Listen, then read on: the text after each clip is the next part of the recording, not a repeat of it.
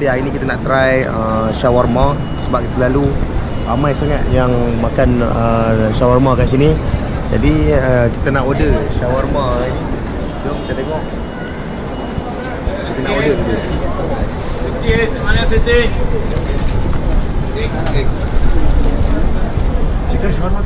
Ya, aku order chicken shawarma burger dengan shawarma chicken. So kita tengok.